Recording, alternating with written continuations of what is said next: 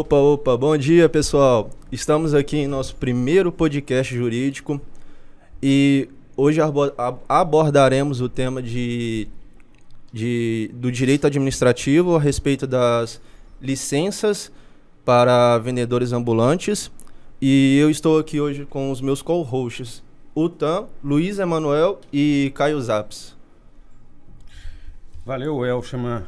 Né? Essa licença, né? Essa licença é um licenciamento, né, que a prefeitura concede aos profissionais ambulantes e, posteriormente, né, ela se materializa com a concessão do alvará.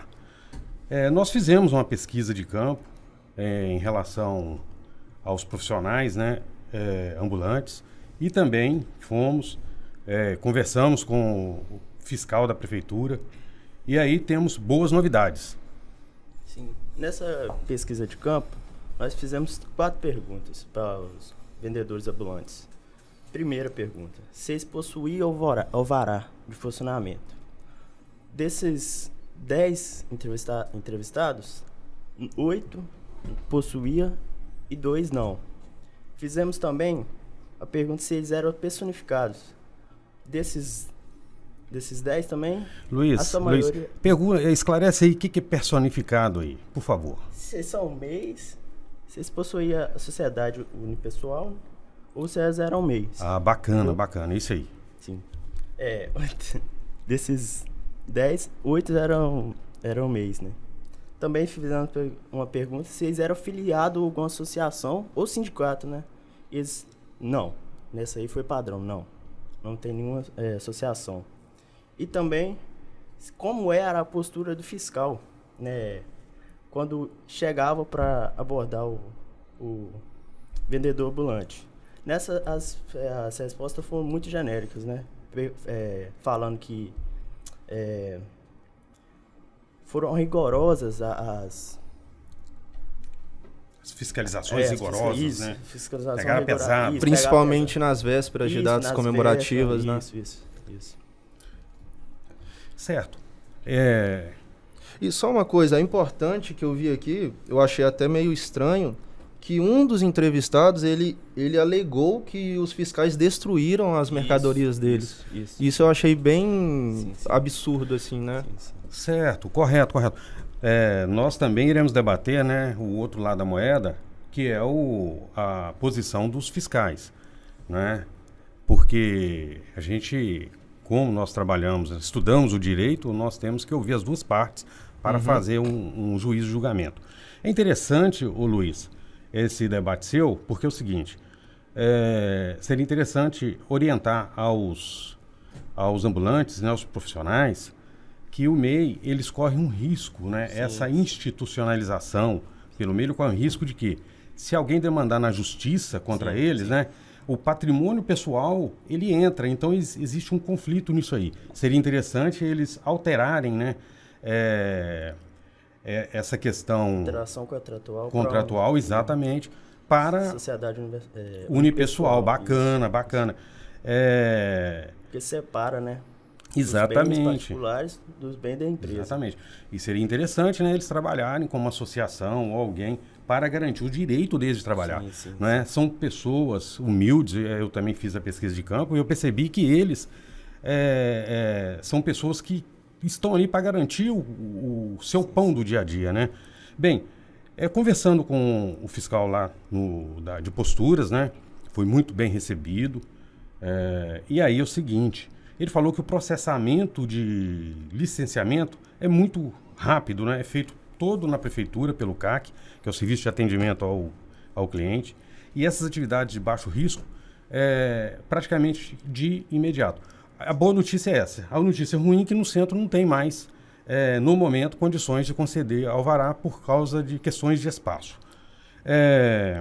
O fiscal também, ele disse o seguinte, que existe, né, 2 fiscais diariamente, que exerce o poder de polícia, orientando e fiscalizando, que essa questão de apreensão é a última, vamos falar assim, é a última das medidas administrativas, recurso, né? Sim. É porque ela é mais grave, né? E diz ele que não é comum. Agora, ele me apresentou lá muitas notificações prévias. Essas notificações prévias ela tem um caráter de advertência, que a pessoa vai lá e corrige, né, aquele vício, que seria uma falta do alvará, né, no momento, e aí não ocorre nenhum sancionamento. Então, é muito interessante. E ele falou também que é interessante, né, as questões lá que normalmente eles vislumbram muito aí a questão das barracas, as dimensões, né? Então, elas devem ser respeitado o limite, o espaço que foi concedido, porque senão é evidente, né? Isso traz um desequilíbrio para toda a classe, né? Feito essas considerações, né? E aí, Caio, você tem alguma novidade a respeito da lei? O que você demanda aí para nós? Então, a respeito da lei, nós temos o artigo 21. Vamos lá, é lei 26, né? Se não estou enganado, lei complementar do município de Governador Valadares, de 2000. Mete bronca aí. A lei 26 do ano de 2000, que eu gostaria de retratar, que é o artigo 21, em que ele tem um certo entendimento genérico, em que, como posso dizer, resumidamente, né? Um conceito extensível nas atribuições comerciais do ambulante.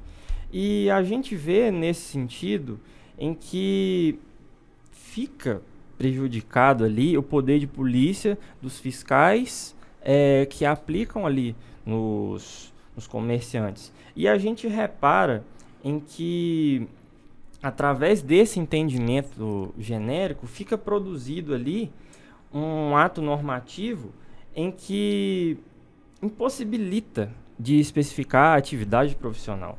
E, através disso, ele acaba, como é que diz, sendo induzido contra a vontade dele a um erro de adquirir um certo produto. Certo.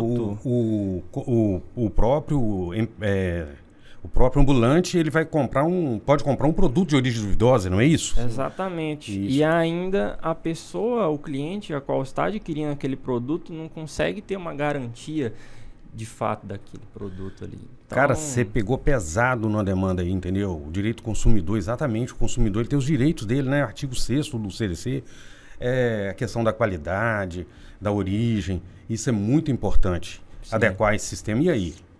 E visando isso, a gente percebe em que, por causa disso, não tem um certo recolhimento dos impostos, e não havendo recolhimento dos impostos, a gente não consegue ter um retorno de volta.